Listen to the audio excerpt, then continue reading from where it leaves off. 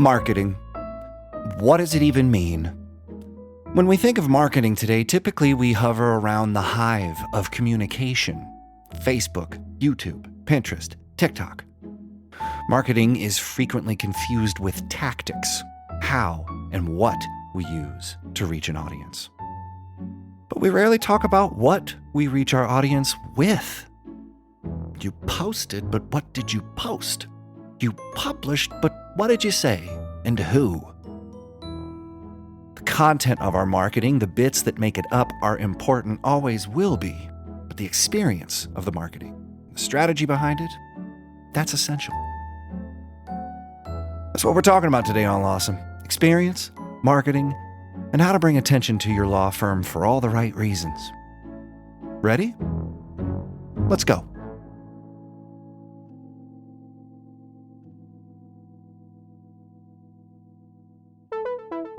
Lawsome, the podcast for law firms. Powered by ConsultWebs. Welcome back to Lawsome, the only podcast for law firms that shrinks in the oven. We're here to inform, educate, and entertain the legal community on the latest in legal marketing and law firm development. I am Jake Sanders, the navigator on this boat. And joining me is the Admiral of Advertising, Paul Julius. Paul, ahoy. Ahoy yourself. Glad to be here today. I like it. Good day for a podcast. Nice. The sea is calm. I don't know. I was lulled into a sense Just of liking it. just whatever by these waves and Birds. yeah. I like, how often we've delved into the nautical a lot. I think there's something there. We've dipped into piracy several times. Oddly enough, we have dipped into piracy several times. I think we need to take this podcast into like international waters. Maybe there's some other stuff we can get away with. No. And welcome to Lawsome, the only podcast for law firms and duty-free market. Yes. Have some cigarettes. Take a carton of cigarettes and some booze. And some human trafficking. Have some trafficking too. It's got some humans, some smokes. It's all here. Anyway, the lawyers probably want to know what's on the show today. Lawyers and pirates on the show. We're talking about creative marketing ideas that aren't. And then we learn about effective and actually creative ideas from marketing megamind Dave Wakeman. And then we take a deep mustard covered dive into our guests' likes and dislikes with 5 questions we ask everyone. Pull up a plate. It's the Hot Takes Buffet. The article today is on rocketlawyer.com. Our favorite. Your favorite, our favorite. Your favorite. It's entitled 7 Creative Legal Marketing Ideas for Your Law Firm. And Paul found this. And in the show note, here's his notes. These are creative ? Paul, aren't they? Can you, how about you list these? Oh, here we go. And then give us your hot take, and then I'll slide something from in there. Noted creative industry leader, Rocket Lawyer. Yeah. Okay. So here's the creative legal marketing ideas. Get ready. I know this. Brace yourselves. We're going outside the box. This is folks. wild. Okay. Invest in SEO. What? Here comes number 2. Yeah. Provide content. Number 3, and this is weird. Don't tell him, man. It's too weird. Hang on, man. Just go with it. Okay. We'll make this all clear. All Be on social media. What? Yeah. Number 4, participate in local events. This is way outside of the box. I'm telling you right here. Number 5, create short online videos. Perhaps to be on social media. I don't know. Oh my God. Is that content? Could you That's SEO that? That's stupid. That's too creative. What's next? I'll lay off this duty-free booze. Integrate reviews on your site. What? People, I'm telling you, this is on Rocket Lawyer. It's too Join creative. Online legal services network. No one would have thought of that had they not visited this blog. If I could pull this through my screen and set it on fire, I would. So now explain, because now here, to be fair, there are marketers of every degree and stripe. For some people, this is just for everybody, really. This is table stakes. This is like the bare minimum, y'all. This is like, that's the first thing you have to do. This is first base. Right. This is not home run creative stuff here. I mean, No. well, but if this is creative and you feel like it's a stretch, go for it, because I'm telling you right now, this is the bottom level of acceptable marketing. That's exactly it, man. I mean, I wish I could be like, yeah, we found this. It's from 2012. No, this is from last August. Here's how they started off. In spite of what you may believe, legal marketing doesn't have to be expensive or difficult. Here are 7 creative legal marketing ideas for your firm. SEO in legal. That might cost a little. It is expensive and difficult. This is just bad. BS, man. I'm sorry. This whole thing is like it's not 7 creative legal marketing ideas. This is just, 7 marketing methods. Yeah, really, that absolutely have to be on the table. There are so many layers here. I'm not sure what I'm supposed to do first. If I do want to generate business for my law firm, which one of these do you do first? Which one of these do you choose? How do you decide to be marketable? Do you know what your brand is? I mean, there are so many things that come before this, because these are good ideas, quality ideas. But to say that they're creative misses the point, because creativity is doing something on these channels in a new, brand new, not brand new. I mean, you're doing something different with cliche. Disruptive.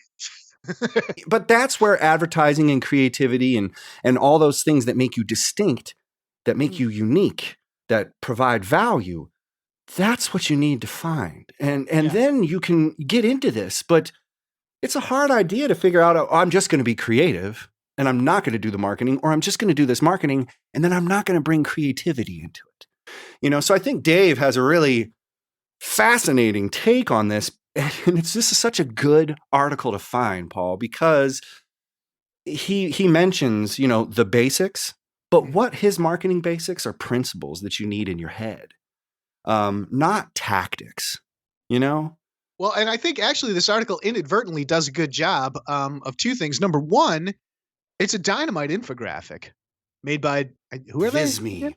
Yeah, it's pretty cool. Very cool. I like how it looks.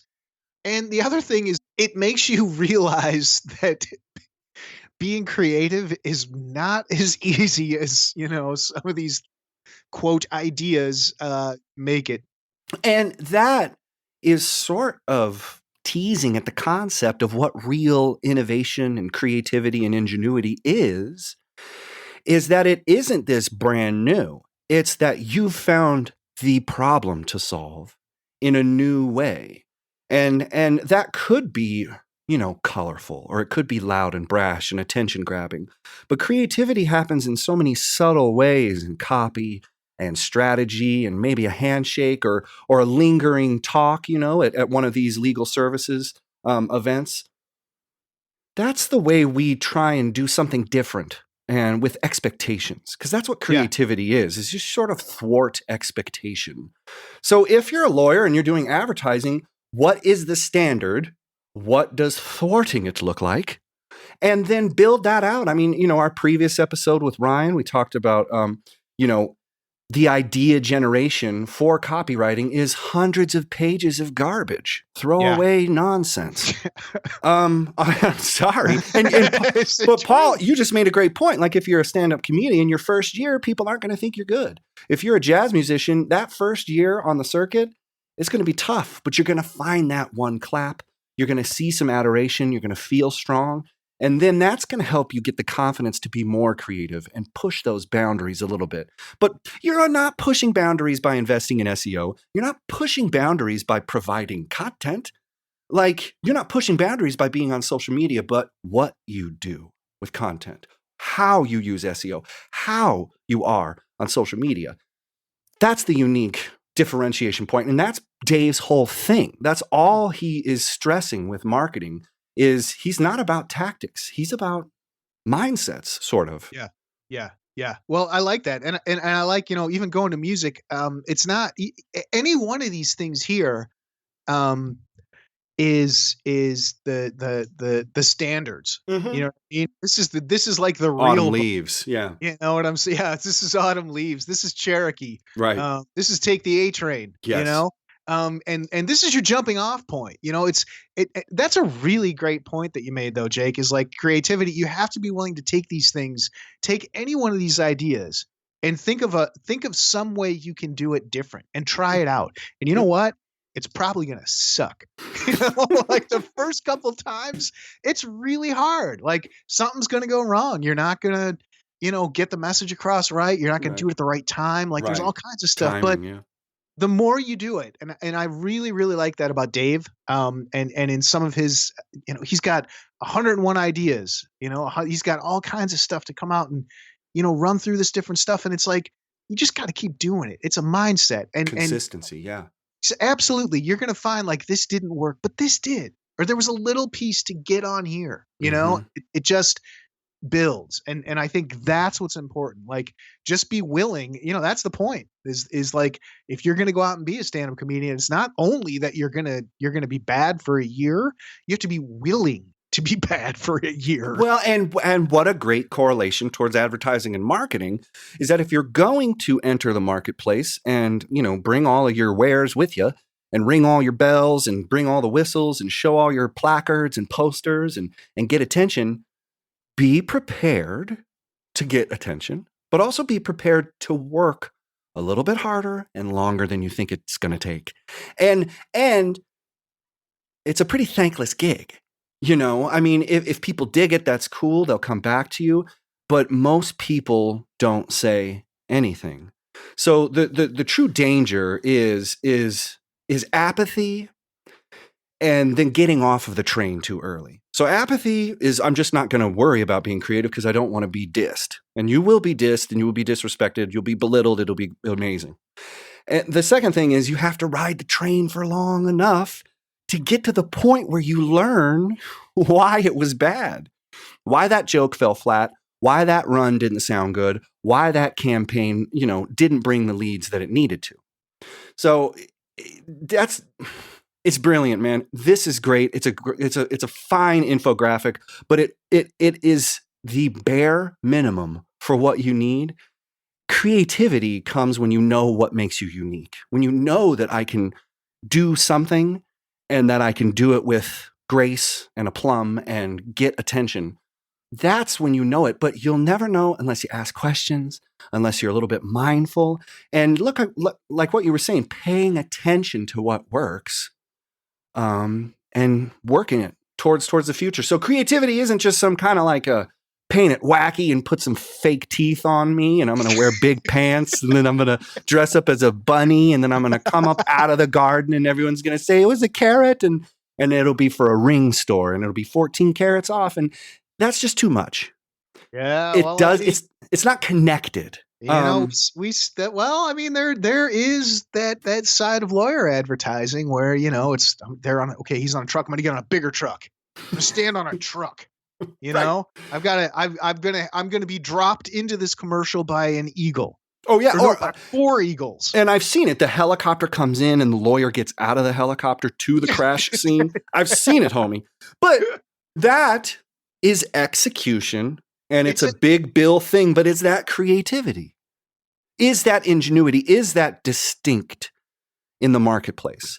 That's where you have to challenge yourself and you do something different with cliche. You find the standards and thwart it. If you're a lawyer and there's a lawyer who gets dropped off on a helicopter, you be the lawyer who rides a jet ski to everybody's house. I mean, like the jet ski lawyer. Try it. Try it. And if it fails, just remind yourself that that's part of trying.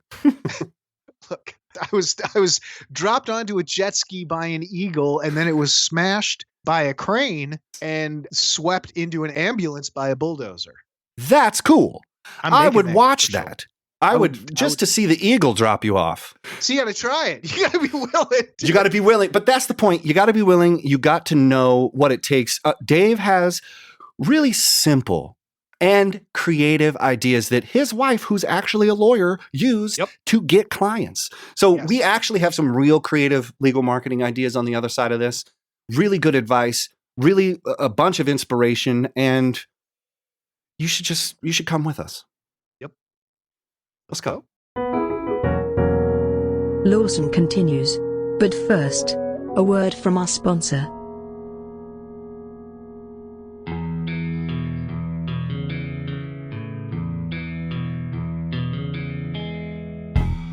Since 1999, ConsultWebs has been helping law firms connect with clients on the web, connect digital marketing success with firm success, and connect their business goals to proven strategies that help them get the most out of their legal marketing.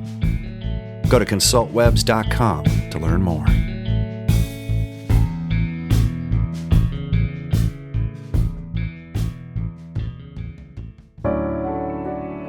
Let's head over to the interview. Dave Wakeman is a writer, consultant, teacher, and speaker on the topics of community, change, innovation, and strategy. Over his career, companies large and small have trusted him to get them to a new level of success, a new market, or as a needed dose of adrenaline when they find their business lagging. Besides being known as the king of tickets, Dave is known for his wonderful social media game and insights on marketing, and we are honored to have him on the show today. Dave, welcome to Are Lawsome. you sure you got the right guy? Is the question. Thank you so much for having me. I'm very excited to do this. This is going to be awesome. Thank you for carving out some time, man. We really, really appreciate it. And so doing research, this is really fascinating. Wakeman Consulting Group. Just kind of give us like a rough overview, who you work with, the results they've seen, and then how do you think this like connects with law firm owners, who themselves are small business owners, who you're helping consult? Yeah. I would assume. Right. Well, okay. So the basis of what I do now as a consultant is I come to all these challenges with the idea that change is a necessity. No one is standing still. And so how I work with my clients is we focus a lot on reinvention and growth, right? Because if you're not standing still, you're always having to kind of recreate yourself. So we focus on where do you want your business to go and what do you want to become when you grow up? The clients I've worked with, like you said in the intro, I've worked with really, really big companies such as American Express, Yahoo, Nike, Google, but I've worked with some smaller companies as well. And we have been fortunate that I've had some really great partners over the years, and we've created some tremendous results. Two examples that I'll use right now, just recently, is a small business, probably about $20 million in turnover and revenue. In 30 days, we were able to increase their revenue from month over month by about 50%, while also increasing their margins about 2 to 3%. So not only were they making a lot more money, generating more revenue, they were also keeping more money, which is just as important. Another organization I recently worked with, we helped them grow their business 100% in 90 days. So we doubled the size of the business in 90 days. And a lot of it's just process-oriented things. It's a lot of focusing on goals, actions, and consistency. How does this relate to law firms? Well, I guess, I told you both before I got on the phone, my wife is a lawyer, and lawyers have a marketing problem. True. There's laws and regulations and all kinds of stuff that stand in the way of lawyers being good marketers. And what ends up happening is that everyone's trying to out-lame everyone else, right? So everybody has these big corporate, you can't flex some handbooks, and like everybody has their web copy looks exactly the same, and everybody's doing the exact same thing. And it's impossible for people to stand out in a world where if you're trying to look the same, that, how am I going to cut through and say that's the lawyer for me? And lawyers are all facing that problem. So the work that I do is focused on helping you understand what your unique value is, who you want your customers to be, and how do you reach them in a way that's meaningful to them and helps you get conversations and meetings with the people you need to meet to be successful. It seems really simple, but it is complex. And along with those regulations, there are prohibitions in the way that law firms themselves are owned and operated, that only a lawyer can own and operate a law firm. And so only a lawyer brings whatever they have, their business acumen, to the table. And, whatever they have is what they have. So besides that unique value, you've isolated and kind of condensed your marketing philosophy into these 4 keys I was reading on your blog. Oh, yeah. 4 keys to your marketing philosophy. And I want to just kind of like I hope you brought enough to share with the class, because I want you to do a little show and tell here for the audience, because I thought that was really tasty. A little mini workshop for everybody. Yeah. This is like something I have consolidated over the years. And the genesis of the idea was I thought strategy really relates to 3 questions. And those 3 questions are, like you said, pretty simple. They are, what is the value I'm trying to create in the market? Who is the customer that will actually buy? And then how am I reaching them? And over time, that kind of evolved to 4 tenets of my marketing philosophy, which I think I sent out to my newsletter audience, which we'll get to later. But the first one is, what is the value I create? What is the value I want to deliver? Who is my customer? How do I bring creativity to the engagement?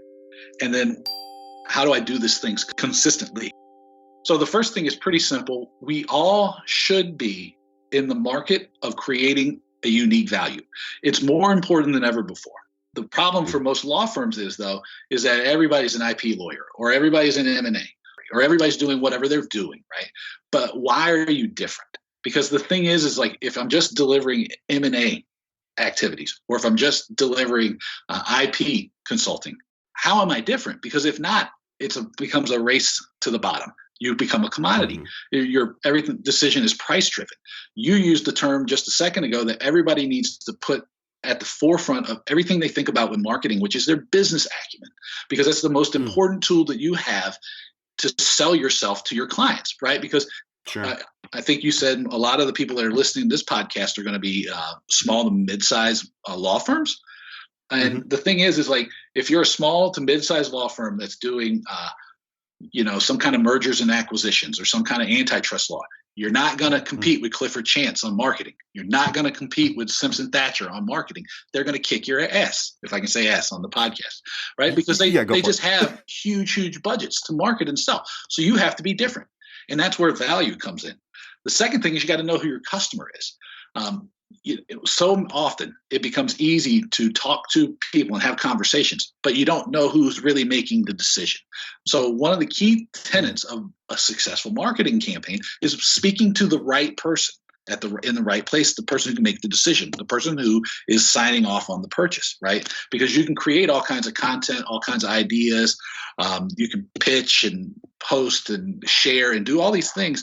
But if they're not hitting on the right person that's going to be a decision maker or an influencer of the purchase, then you're wasting a lot of your marketing effort. And unfortunately, I think a lot of people are. The third key being creativity. It goes back to the premise that we started this conversation about, which is like lawyers have a marketing problem. And part of it is like you see what everybody else is doing and you think that's the only way forward.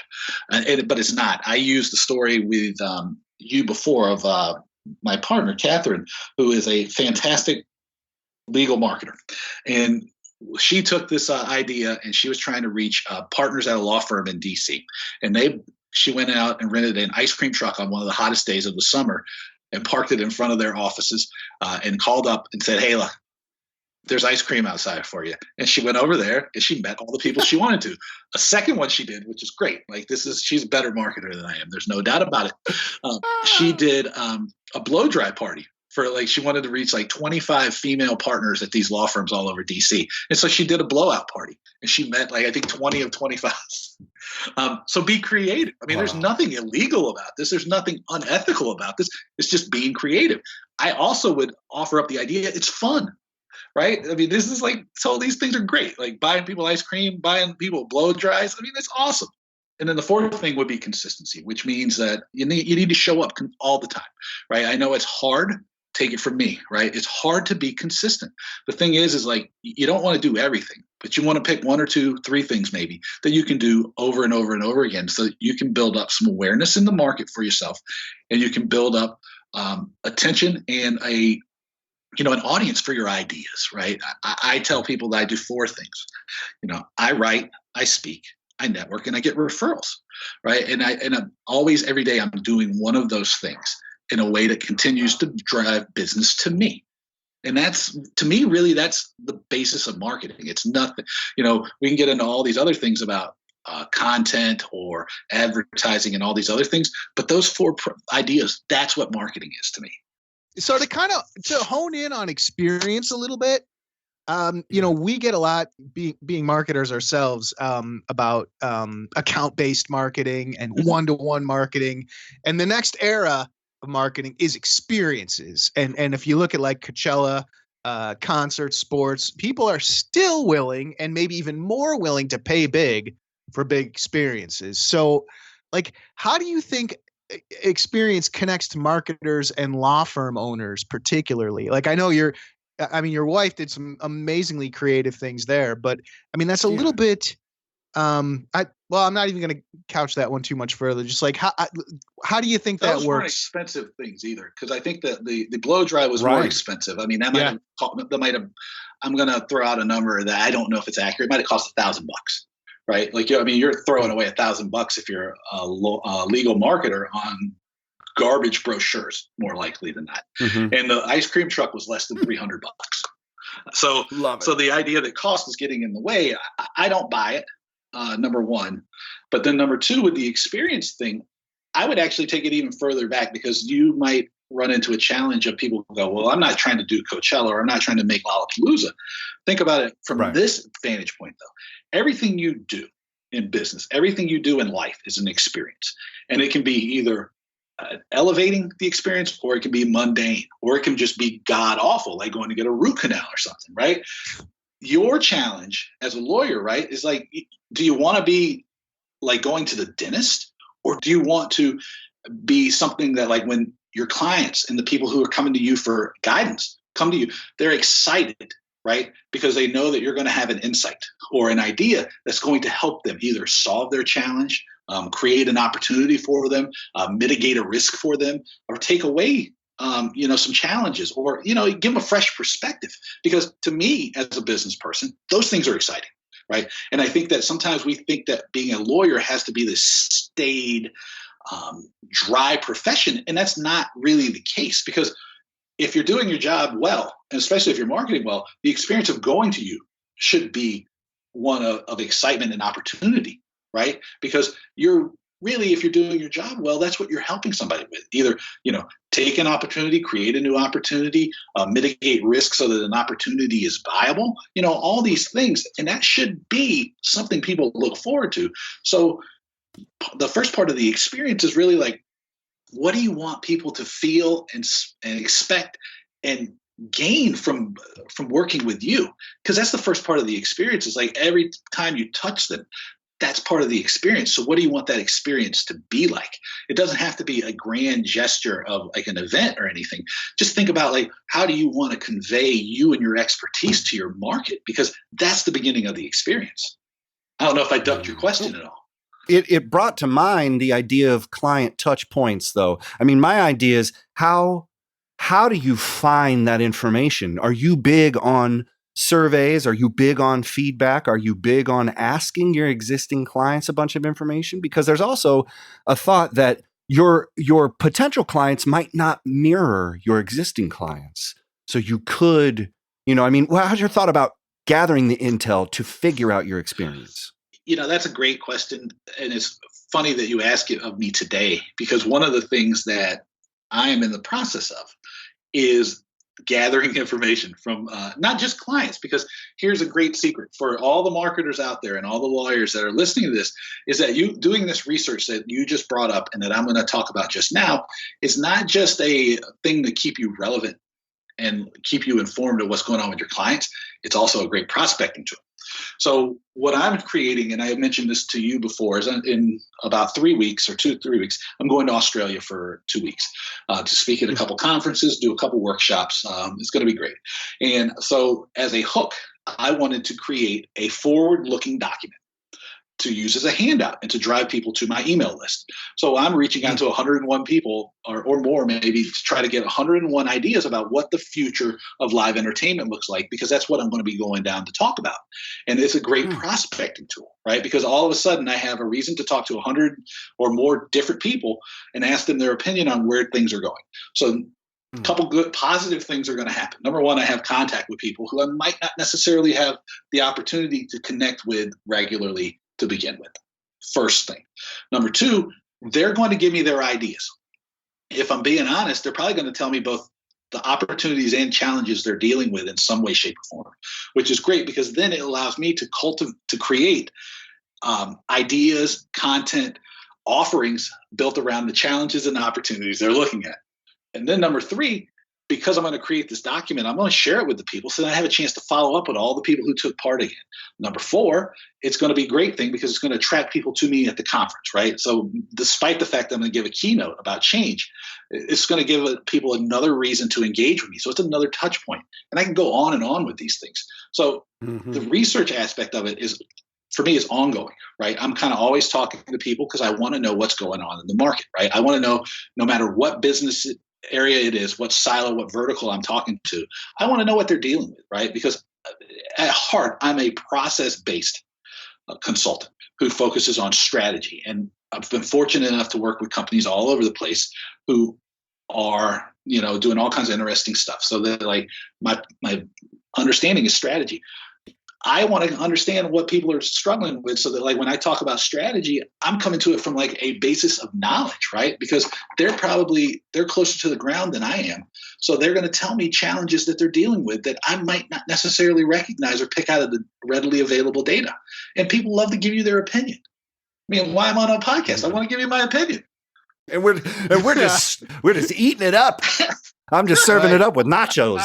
Well, it totally, that totally reminds me though, some of the best marketing advice I think that Jake and I have read, and this is kind of old school stuff, is learn that client's business. Like you really have to do research, understand before you can start talking about taglines or campaigns, disruption, anything like that. You have to really understand. In some cases they said even like go to the factory, talk to people on the assembly line, see how things work. And it sounds to me like, especially with the information, based technologies we have now, that might not necessarily be the same kind of thing, but at the same point, that's what you're doing.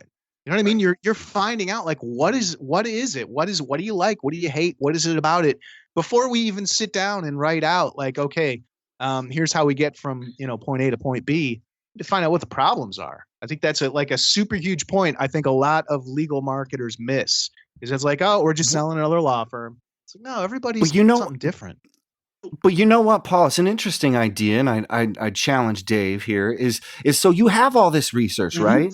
And you've figured out, you've asked other people what makes you distinct. How do you overcome your internal ideas of what makes you think that you're distinct? And embrace the data, because I have shown people data and they still don't believe it. Even when I show them, hockey stick growth and check out this and that, and they're like, I just feel like it's not working. This is really a great question, too. And I'm sorry if I stepped on it at all. No, go for it. Over the summer, I went through a process it didn't come up in the intro, but for a long time, I had used the branding of the revenue architect. And I said, well, is that still valuable in the market? Number one. And then number two, is that still reflective of the value that I wanted to create in the market? And so I went around to probably about, I would say approximately a dozen friends, clients and colleagues. And I said, hey, look, I got 7 questions I want to ask you about my brand and about me and your impressions of me, from both knowing me, working with me, engaging with me, all these things. And I was surprised about what came back for me. And I found some holes, some gaps in what the value I thought I was creating. And also, but the great thing was as gaps in what people were finding valuable that I was giving that I didn't recognize. Right. So I think the first thing to do is, as a marketer, if you're trying to get better at marketing and selling your services, you have to be willing to listen to what other people say. And it can sometimes be tough because they're going to, if you're honest and open about it, because people have come back to me and said, hey, look, Dave, I was a little bit concerned you weren't being serious about this, right? Or like that if I gave you harsh criticism, you would take it the wrong way. And I was like, no. I would not ask for this if I didn't want it. And then the people I've that have took part of this with me, they were like, it's been miraculous to see how you've changed and adapted your marketing and sales efforts and the positioning to reflect what we told you. But you got to be open, right? The first thing is you have to be completely open. The feedback is not good or bad. It's just what it is, right? And so you have to be willing to hear it and then ask yourself the questions like, does it reflect what I want to see of myself? Does it reflect the value I want to create for people? Am I giving people something that's valuable that I didn't recognize? And if so, is that cool, right? Is that great for me? And then, and going through that process, and then the reason I thought it was interesting, it's because there's a guy who, I don't know if your listeners or you both have listened to the podcast episode that I have with a guy called Ollie Scheuer, who works for the Australian Football League. But we had a conversation about that and about how you have to cultivate people and encourage people and create opportunities for people to accept the feedback, because it becomes very tough. Because when people, have a feeling, right? How do you get people to understand? Like, you might have a feeling and an assumption, but is it relevant? Right. And sometimes that's a very difficult conversation to have with people. And sometimes people just don't change. Oh, man. I hear you barking, big dog. Yeah, that's right. That's me. So holla. All right. So we can keep rolling on this, but we got to wrap this up. If you had one piece of advice to give a lawyer over coffee, swamp with duties, plus casework, fielding leads, putting more lines in the water, what is the Wakeman one and done piece of marketing advice you would offer? Okay, so I'm not sure if this is going to fit right into the one and done thing, but I'm going to try my best here. That's okay. I think the big missed opportunity in a lot of B2B sales and marketing is poor segmentation. So my piece of advice to people would be, jot down a list of who you want your clients to be. You might call them dream clients, you might call them targets, whatever you want to do. Figure out why somebody would gain value from working with you, each of those clients, and then pick one or two things that you can deliver each day. One action item a day that you can do that's going to help you get in front of those people, right? For me, the big key in marketing successfully in a B2B sales setting is to be focused and consistent. People want to learn more about you. They want to connect with you, Dave Wakeman. How can they do that online? Well, I would point people first to my website. That's davewakeman.com. So that's Dave, my last name's Wakeman, WAKEMAN.com. You can send me an email. It is my name, Dave@davewakeman.com. You can also follow me on Twitter. This is the one that's tricky because it's @DavidWakeman. As I say on my own podcast, there's somebody who's @DaveWakeman who hasn't tweeted since 2014. If you know him, get me the Twitter handle because I need that. Connect with me on LinkedIn. You can search for me there. I usually come up first in the searches. And then I do a really great newsletter called The Business of Value. It comes out each Sunday and it talks about strategy and marketing, which is where you found the 4 tenets of my marketing, my marketing philosophy. You can get that probably the easiest way is either on my website. There is a pop-up that'll come up, or you can send me an email. You just put newsletter in the subject line and I'll get you added to that. 5 questions we ask everyone. Number 1, what was the last book you read? The last book I read is How to Create Your Future the Peter Drucker Way. I actually finished it last night. Nice. Before that, I read, there was a book about Michigan football called, I forgot, but it's by a guy called, I think, John Bacon. It was fantastic. It might be Overtime. If you're a college football or sports fan at all, it was fantastic. All right. Number 2, what is your favorite place? My favorite place, currently my favorite place is London. Number 3, what sites, blogs, newsletters, or podcasts do you regularly check in with? So sites, probably Twitter would be number 1 on the list. I love Twitter, even though it can be a very, very bad place. I also if people knew my politics and all, this was going to become a complete surprise, but I really love the Wall Street Journal. And as far as newsletters go, there's there's a couple that are really ticket and sports related. And there was one I signed up, like Pink Salmon or Salmon Theory, that I really, really like. That one I also really dig. I dig that one a lot. Sweet. Very interesting. All right. Here's the toughest question of the bunch. If Sure. you were stranded on a desert island and could only pick one condiment to take with you, what would it be? Mustard. Mustard. Wow. Hands Wow. down and no hesitation. And of course, the clarifying question, what type? Ooh, I love the mustard from Fortnum and Mason's in London. It's a hot English mustard. That is my favorite mustard in the world. It is funny when I go to conferences, people bring me jars of Fortnum and Mason mustard. Dude, I'm not like kidding at all. I come back with like 2 or 3 jars of Fortnum and Mason hot English mustard every conference I go to. that is So you would actually literally be stranded on an island with You would this have to. condiment in reality. Yeah. Mhm. That's unreal. This is like, I Nice. mean, the condiment question is not one that like is foreign in over here at my house. nice. That's what I'm saying. Right on. Okay, last one. After a long day or long week at work, how do you relax and unwind? Most of the time, I have a 9-year-old son. So what falls as relaxation for most people would be like an additional work day for most. But I coach my son's soccer team. He's 9, and so that's great. I enjoy that. The kids are like really cool, and I've had a chance to watch them all grow up since kindergarten, and that's awesome. I'm a really big fan of the Premier League. The team we follow is Tottenham Hotspur, so I will always watch that. And if I have an opportunity, I love a nice bourbon. For show notes, links, and info, go to thelawsomepodcast.com or follow us on Twitter or Facebook. Be sure to leave us a review and rating in iTunes or wherever you find the you listen to.